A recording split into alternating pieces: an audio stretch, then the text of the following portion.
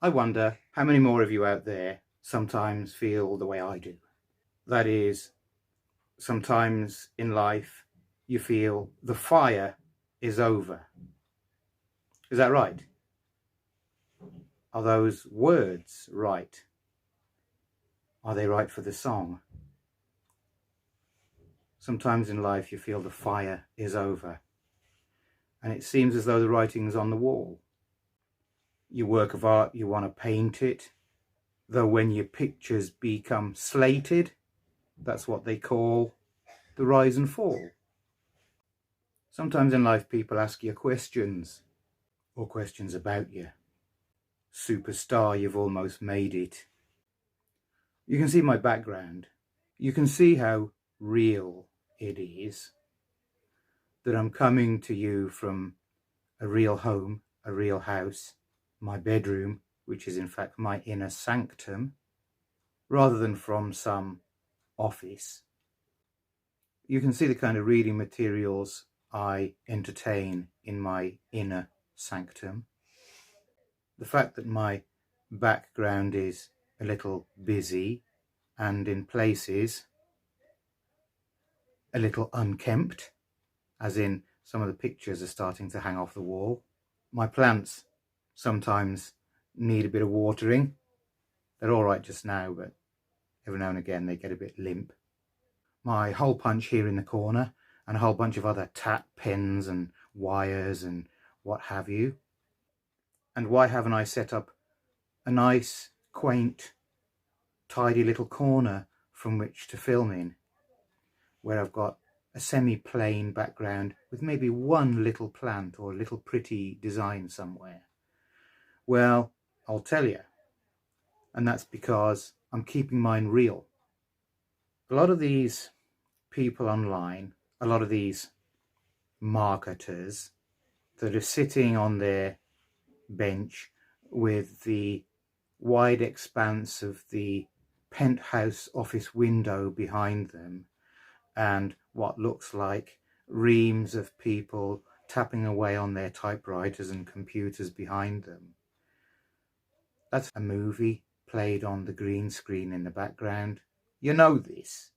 These marketers are trying to convince you that they've come from zero to hero multimillionaire status overnight by kidding on that they're in some office somewhere. How much rapport could these kinds of people get with you who are real, versus how much real rapport could I, being who I am with my real tat around me, coming from my real position in life, having all these books that I could bring to the table, and all of the readings we could do together, and all of the trainings that I've done in life coaching and hypnotherapy and homeopathy and a whole gamut of other complementary therapies and mind programming science. How much more rapport could you get with me or I get with you, knowing I'm a real person with a real house, with real struggles, who comes from a similar position than everybody else out there who is also suffering effects of lockdown. Here's a story I heard a lot of years ago. Big fancy businessman, he's in a meeting with the other company executive bigwigs in the big room. They've got the big table in the middle, they've got the whiteboard in the background. They're discussing important stuff, and in bursts the man's children, and he bawls at them and sends them out, sends them packing, tells them never to disturb him again when he's in a company meeting. The Japanese delegates at the meeting got up and walked out after he had bawled at his children and sent them packing and told them never to come and disturb him when he's in a meeting ever again. They got up and walked out, and he lost the deal. And when he pursued them and asked them why, they explained to him that the children are family. that family, for one, is much more important than any business he'll ever make, and two, children in many business circles are the reason, or one of the reasons, why big decisions will be made in your favour. The fact that you have children to support, the fact that you have a family, the fact that you are a family man is the thing that makes you trustworthy. There's many more reasons why they walked out, and one of them was that a good businessman must keep his head on his shoulders at all times. If something unexpected occurs, children rushing in, a zebra running across the room, what have you, he has to maintain his composure and be able to handle the situation, partly to show his poise and command.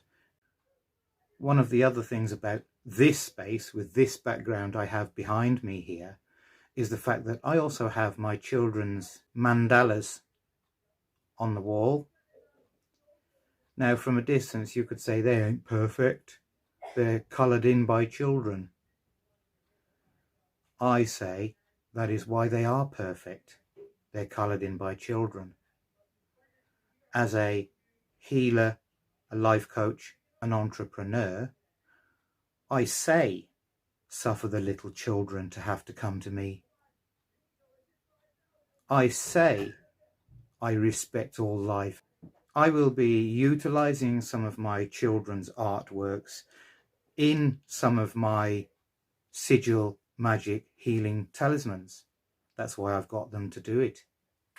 I'm not only ever going to use just my own sigils, I'm also going to put out there, when I describe my big multi-million-dollar business idea, I'm going to open up design and art and graphics to a whole slew of amazing artists, all of whom will stand to make big money from my project when I finally speak it. So I've spoken about my busy background. Let's move on